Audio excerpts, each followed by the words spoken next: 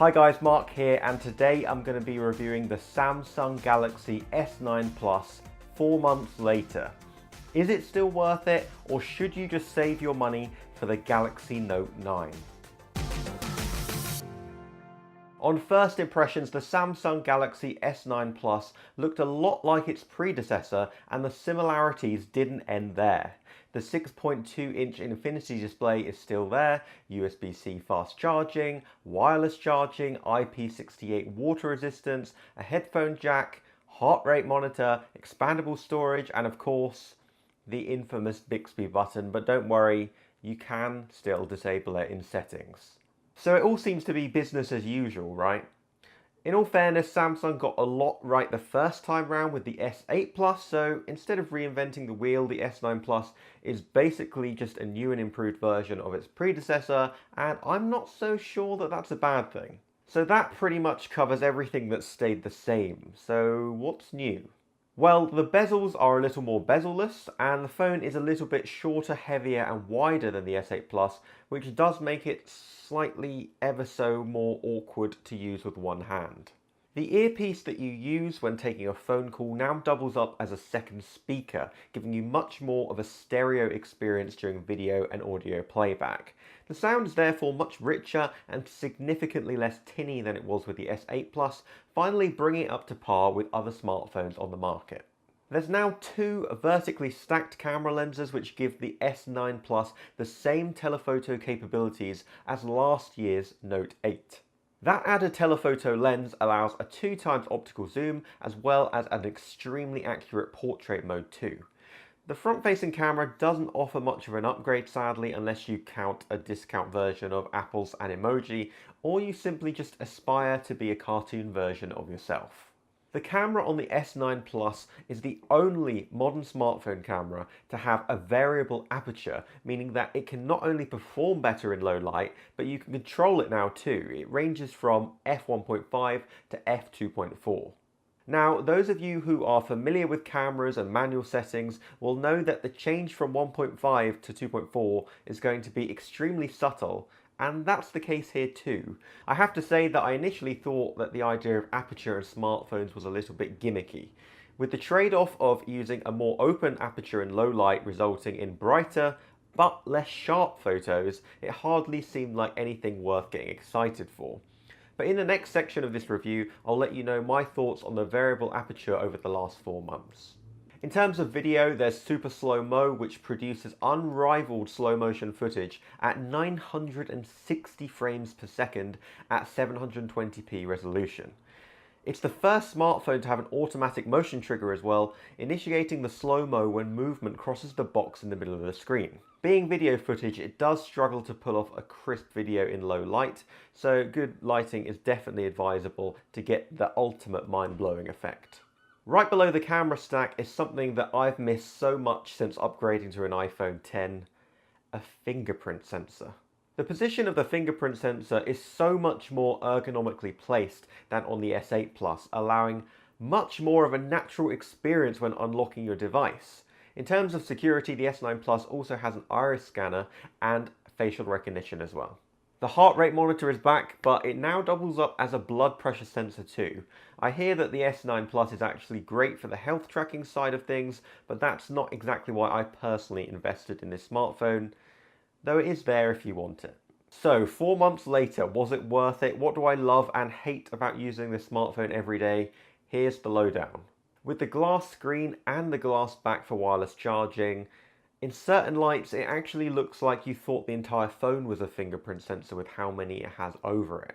Of course, it's totally worth it for those fast charging, wireless charging capabilities, but it's definitely one of the negative things that I noticed until I picked up a case. After that, I've never looked back. Also, while we're on the topic of smudgy fingerprints everywhere, why does the camera have to be there? Right there. I think we can all agree that having a camera in the top left of a smartphone is great because it's so unnatural for your fingers to really venture to that part of the phone, so you never really are in danger of touching or smudging it.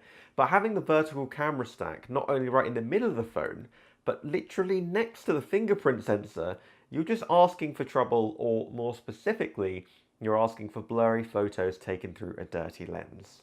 Samsung even added a little warning about cleaning the lens when you open the camera sometimes, but how about just moving the camera stack next time? After 4 months of use, I concluded that there's really no need to manually change the aperture on your phone's camera, as it probably is just best to let the phone decide what it needs to be and when. So in a nutshell, it's great for shooting in lower light, let the phone detect when there's lower light, and just leave it be. There's no need to manually change it really. It's actually noticeably better in low light than the iPhone X's camera. Case closed. I was actually really pleased that the S9 Plus still sports a headphone jack, because a headphone jack feels like such a commodity these days. But I have to say, in 4 months, I haven't used it once. I've got Bluetooth speakers all around the house. I've got wireless headphones. They're the Bose Quiet Comfort 35 Mark IIs, and they're great, and I don't really feel the need to plug anything in. It's great that it's there, but even if I haven't used it, but I might do. Everyone always complains about the Bixby button, and at first I didn't really get what the problem was. It's my first Samsung device. I was like, what's the problem? It's in a really convenient place. It's really easy to access. But then I actually used the phone, and wow, it is way too easy to summon Bixby by accident. And why on earth is it so close to the volume rocker and right opposite the lock button? I mean, you wouldn't put the power button in a place like that because it's so easy to press it and it'd be super annoying and you'd nearly turn your phone off all day. So why put a button exclusively for a personal assistant there? I just don't know. You can't even use the button for other purposes without third-party help, so the best you can do is disable it. And I can't believe that at this price, you're basically forced to have an actual physical button on your phone that does nothing. It's just absolute madness. So here's the biggie, the battery life. The only department that the Samsung Galaxy S9 Plus fails to improve upon is the battery life. It's very average compared to other smartphones, and after a day of playing podcasts, editing photos, and a few games of Hearthstone, I'm pretty much guaranteed to hit the 20% mark by the early evening.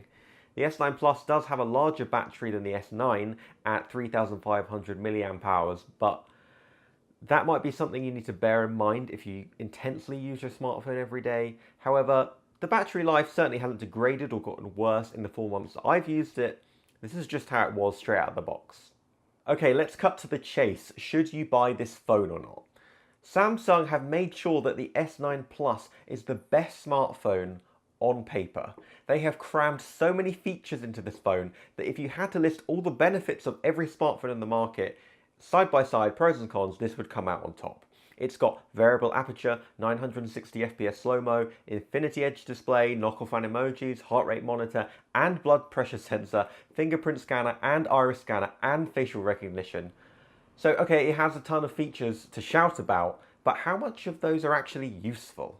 But with a list of features so long that nobody could ever really find them all useful aside, this really is an insanely polished smartphone. I mean, the S8 Plus was so ahead of its time and innovative, and this is that, but new and improved. So what I'm trying to say is that you can't really go wrong with this phone.